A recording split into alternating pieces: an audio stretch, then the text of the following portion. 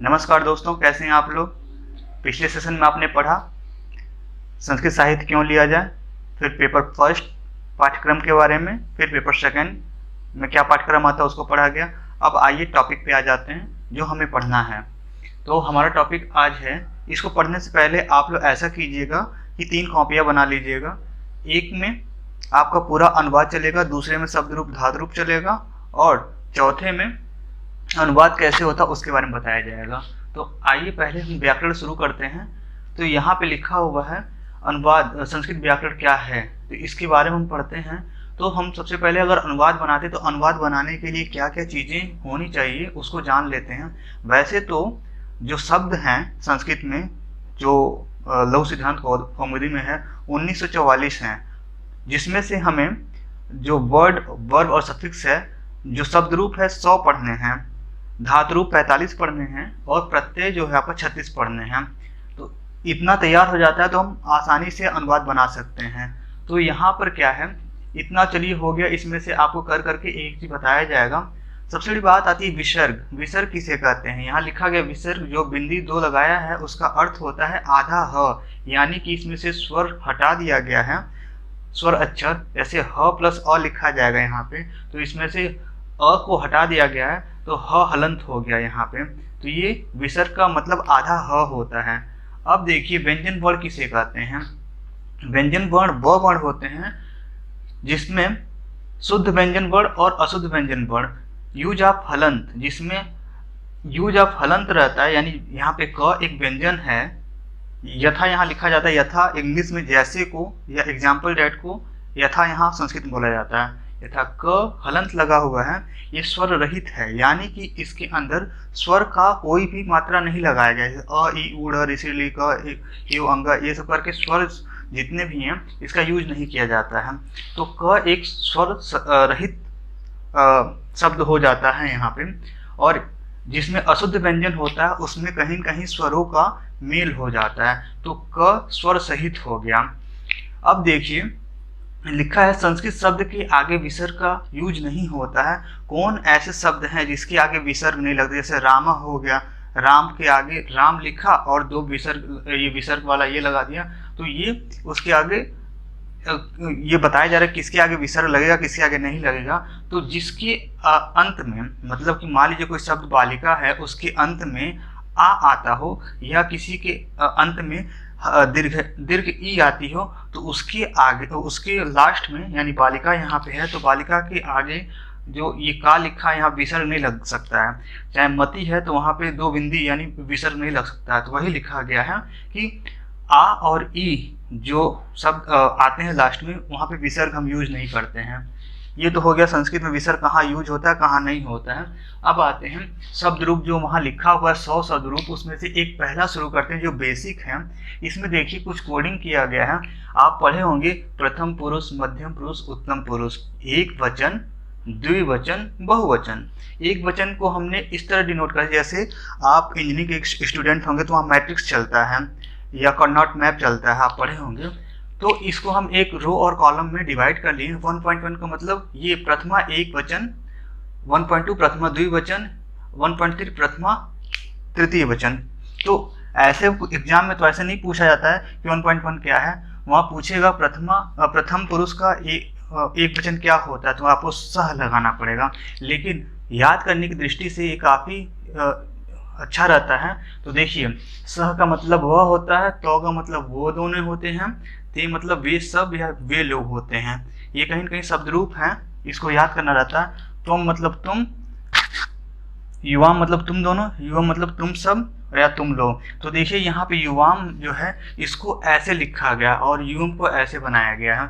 तो यहाँ इन दोनों पॉइंटों पे काफ़ी दिक्कत हो जाती है, तो इसको आप मेमोराइज कर लीजिएगा, ये और ये वाला पार्ट जो है। फिर से अहम मतलब मैं, उत्तम पुरुष तृतीया एक वचन है। फिर से आवाम मतलब हम दोनों, और वयम मतलब हम सब या हम लोग। तो ये तो हो गया सतौती, तुम, युवाम, युम, अहम, आवाम, वयम, ये शब्द रूप हो गया। अब आइए धातु रूप, जो वहाँ लिखा गया 45, उसमें से कौन कौन से धातु रूप हमें पढ़ने हैं, कौन से लकार पढ़ने हैं। तो देखिए ये जो लकार है वैसे तो आत्मनेपदी होती है, परस्मैपदी होती है, उभयपदी होती है। तो हमको क्या करना है यहाँ पे, हमें यहाँ पढ़ना है पांच धातुएं जो पढ़नी है लकार के हिसाब से धातु रूप। तो पहले आता है लट लकार। लट लकार का मतलब होता है वर्तमान काल। लोट लकार का मतलब होता है आज्ञा या अनुमति के अर्थ में होता है। लंग लकार का मतलब होता है भूतकाल। विधिलिंग लकार का मतलब होता है चाहिए के अर्थ में। और लिट लकार का मतलब होता है भविष्यत काल के लिए। तो इतना आपने देखा। तो ये ऐसे यहाँ डिनोट किया गया है क्या, कैसे कैसे। तो पांच लकार होते हैं, लट लकार, लोट लकार, लंग लकार, विधिलिंग लकार और लिट लकार। लिट लकार के बारे में हमेशा आप याद रखिएगा, ये मूल धातु के साथ लगता है, न कि परिवर्तित रूप के साथ लगता है। आपको ध्यान रखना पड़ेगा इस सब चीज़ों को।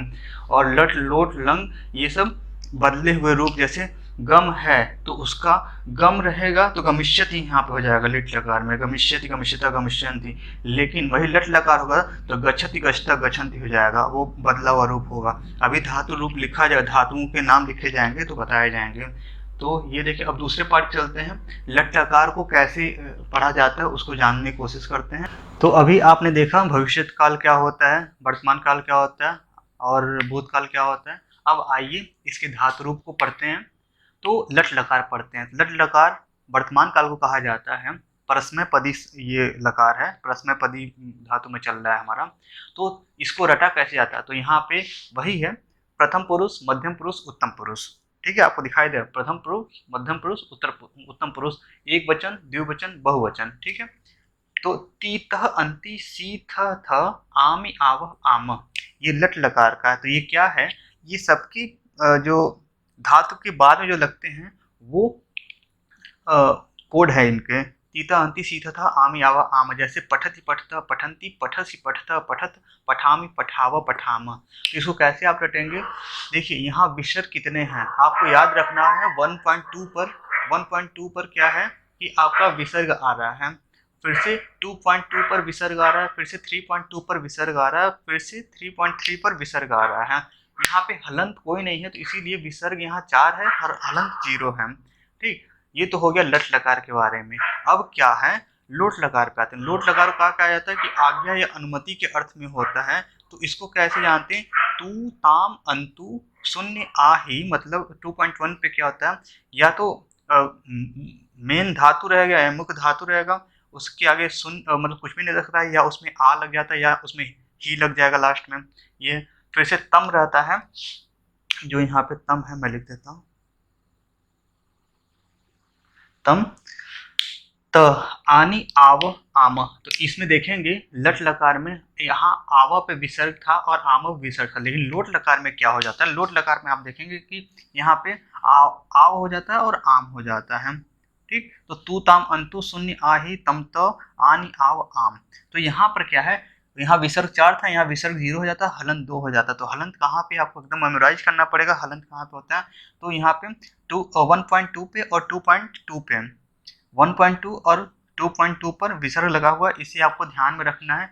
और ये लोट लकार के शब्द जो रहते हैं वो आपका आज्ञा अनुमति के अर्थ में लिया जाता है। तो ये मुख्य धातु के साथ लगा के इसको तैयार किया जाता है। अब लंग लकार में आ रहे हैं। लंग लकार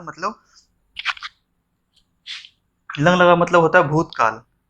तो क्या है लंग लकार, इसमें क्या होता है कि जो मुख्य धातु रहता है उसके लास्ट में लगाया जाता है। 1.1 यानी प्रथमा एक वचन क्या है, अत, प्रथमा द्विवचन क्या है, ताम, प्रथमा बहुवचन क्या है, अन, यानी त ताम अन विसर्ग तम त अम आव आम।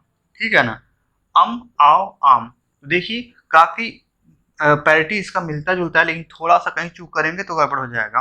अब क्या है कि इसमें तो ये रटना ही रटना लंग लकार में, लेकिन मान लीजिए गम है तो गच्छत अगर लिखते हैं गच्छत तो वो गलत हो जाएगा, उसके आगे अगच्छत अ लगाना पड़ेगा। मतलब ये तो लिखा ही लिखा, जोड़ा है। जैसे मान लीजिए यहाँ पे आप यहाँ पे लिखा है ना, ये देखिए जैसे गच्छ है, गच्छ था तो गच्छत है, तो इसके आगे अ लगाया गया और अत जोड़ दिया गया, ये वाला 1.1 जोड़ा जा रहा है। तो क्या अगच्छत हो जा रहा है, अगच्छत अगच्छताम अगच्छन अगच्छ अगच्छतम अगच्छत अगच्छम अगच्छाव अगच्छाम।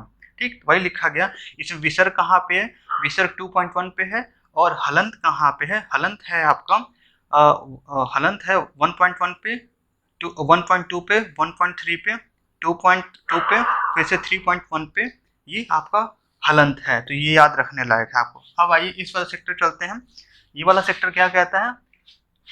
विधिलिंग। विधिलिंग का अर्थ होता है चाहिए के अर्थ में, विद्यार्थियों को विद्यालय जाना चाहिए, इस तरह का सब्जेक्ट टर्म आते हैं तो वहां पे आप ये देखेंगे। तो यहाँ पे क्या है, इसका जो कोडिंग है कैसे किया जाएगा कि देखिए यहाँ पे है प्रथमा एक वचन, एत, एताम, एयु, ए, एतम, एत, एयम, एव, एम, ठीक है, ये करके आ रहा है।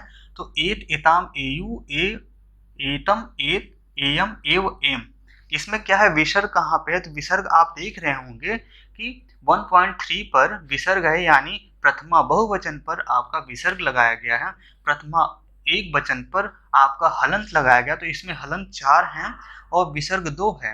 आपको एकदम मेमोराइज करना पड़ेगा, इसको बार बार लिख के इसे तैयार करना। अब लिट लकार आ जाता है। लिट लकार का मतलब होता है भविष्यत काल। भविष्यत काल का मतलब क्या होता है? जो भविष्य में होने वाला है। तो इसमें क्या है कि इसमें आपका आ जाता है यहाँ पे कोई सा भी मुख्य धातु होगा, जैसे गम है तो गम का बदलावरम गच्छत होता है गम का, और गम का बदलावरम गच्छत ही होता है।